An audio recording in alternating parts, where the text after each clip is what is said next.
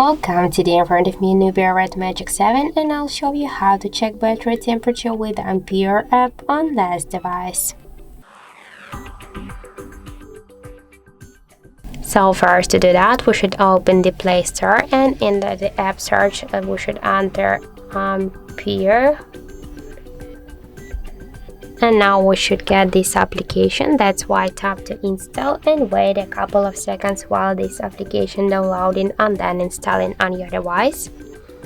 After that, tap here to open the app, click yes I agree, pick close, and on the left down corner tap to OK. Now we can see here all of the just information what the temperature of our device battery. In my case, that's 30.5 degrees. Also, we can find here more information like the battery level, health, capacity, device mode, voltage, just Android version, device model, and more other info. So that's it. Thank you for watching, and if you find this video helpful, don't forget to leave a like, comment, and to subscribe our channel.